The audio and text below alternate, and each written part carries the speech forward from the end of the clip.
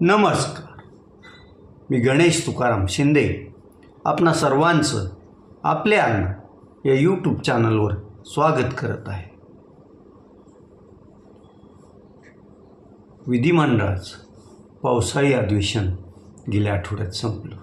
अधिवेशनाच्या अंतिम आठवडा प्रस्तावावर बोलताना मुख्यमंत्री देवेंद्र फडणवीस यांनी शेतकऱ्यांच्या कर्जमाफीची जी पूर्वी घोषणा केली होती त्यात ज्या अटी शर्ती होत्या त्यातल्या काही अटी माफ केल्याचं पण जाहीर केलं होतं.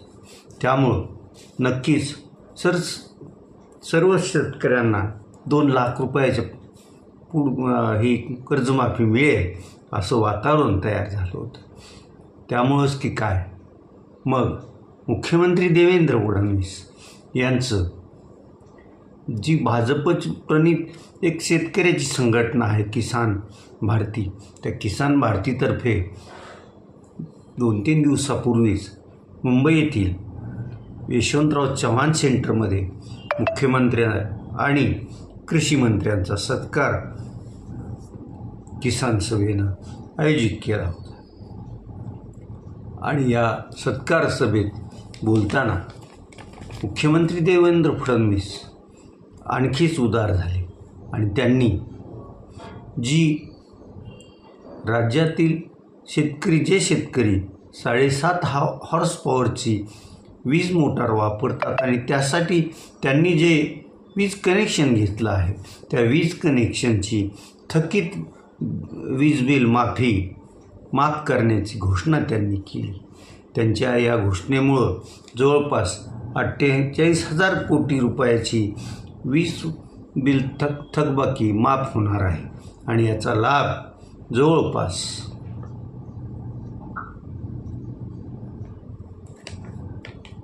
कर्जमाफी होणाऱ्या शेतकऱ्यांपेक्षा जास्त असणार आहे असं सांगितलं जाते. ही थकीत वीज बिल माफी धाराशिव जिल्ह्यातील जवळपास 1,63,000 शेतकऱ्यांपेक्षाही जास्त शेतकऱ्यांना त्याचा लाभ होणार आहे. एकूण 1.5 लाख शेतकरी असतील आणि त्यांचा वीज बिल 2,906 कोटी रुपयाचं धाराशिव जिल्ह्यातील शेतकऱ्यांचं थकीत वीज बिल माफ होणार आहे. त्यात धाराशिव विभाग आहे त्या विभागांतर्गत असलेल्या 1,10,602 शेतकऱ्यांचं 2,004 कोटी रुपयाचं थकीत वीज बिल माफ होणार असून तुळजापूर विभागातील 53,696 शेतकऱ्यांच्या 902 कोटी रुपयांचं थकीत वीज बिल माफ होणार आहे. एकंदरीत मुख्यमंत्री आणि अर्थमंत्री असलेल्या देवेंद्र फडणवीस यांनी हा मोठाच निर्णय घेतलेला आहे असं म्हणावं लागेल. आणि ते गर्वानं सांगतात की कुठलीही निवडणूक समोर नसताना आम्ही हा निर्णय घेतलेला आहे.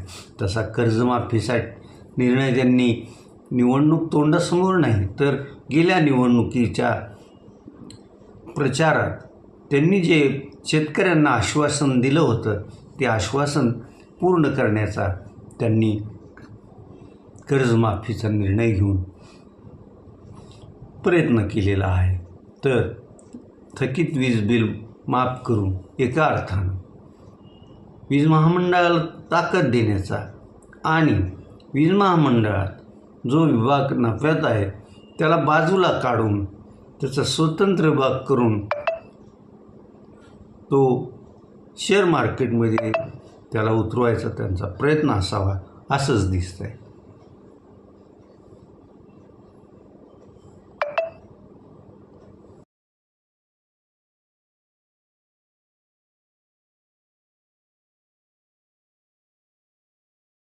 रामकृष्ण हरी माऊली. आज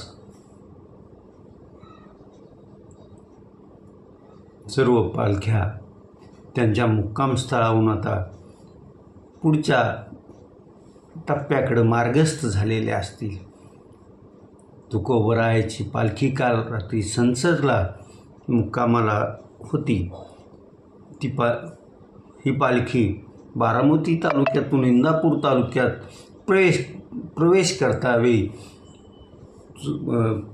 जोरदार पाऊस आला आणि या पावसानं वारकऱ्यांना ओलं चिंब भिजवून टाकलं होतं. आता आजचा रात्रीचा संसरचा मुक्काम आटपून आता पालखी पुढं मार्गस्थ झाली असेल आणि कदाचित आज तिचा मुक्काम इंदापूरच्या अलीकडच्या निमगाव केतकी इथे असणार आहे. ज्ञानेश्वर महाराजांची पालखी ही तरडगावच्या मुक्कामाहून आज पुढे मार्गस्थ होईल आणि नातेपुतेच्या आसपास तिच्या कुठंतरी मुक्काम असेल असंच दिसतंय. संत गजानन महाराजांची पालखी आज सकाळीच तुळजापूरहून पुढं मार्गस्थ झाली आहे आणि आज ती तामलवाडी इथं मुक्कामाला असेल असं दिसतंय आणि उद्या गजानन महाराजांची पालखी सोलापूर शहरात दाखल होणार आहे. इकडं सर्वच पालख्या पुढं मार्गस्थ होत आहेत. मजल दरमजल करत पंढरपूरजवळ गाठण्याचा सर्वच पालख्याचा प्रयत्न असणार आहे. या पालखीचा पायी प्रवासादरम्यान मग कुठं भजनं गायली जात आहेत, भारुडांचं फड रंगत आहेत, फुगड्या खेळल्या जाते, तर काही जिथं ठरलेल्या ठिकाणी तिथं पालख्याचे रिंगण पण होत आहे.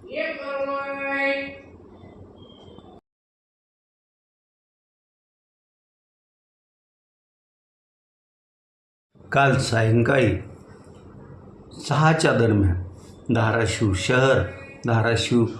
शहराचा परिसर आणि पार दूरवर येरमाळा, दहिपळ आदी भागात जवळपास 20 ते 25 मिनटं दमदार पाऊस झाला.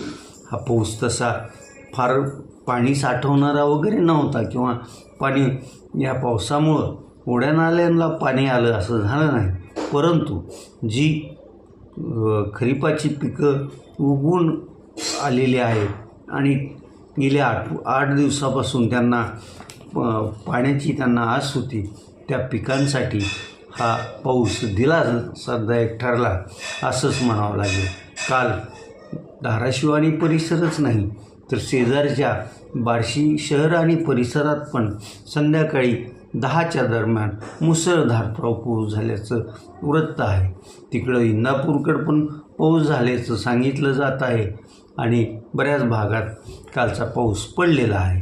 आता आज हा पाऊस आज रात्री फार जोरात पडेल असं हवामान अभ्यासक पंजाबराव डग यांचं म्हणणं आहे. त्यांच्या अभ्यासाच्या ह्याच्यातून जर खराच रात्रभर पावसानं दमदार हजेरी लावली तर मात्र उरलेले शेतकरी पण आपली खरीपाची पेरणी पूर्ण करतील आणि ज्यांनी खरीपाची पेरणी केलेली आहे त्यांची पिकांच्या वाढीसही हा पाऊस उपयुक्त ठरेल. आज आता आपण इथंच थांबूया. तुम्ही आपल्या हे यूट्यूब चॅनल सबस्क्राईब करा, लाईक करा आणि कमेंट्स पण नोंदवा. धन्यवाद.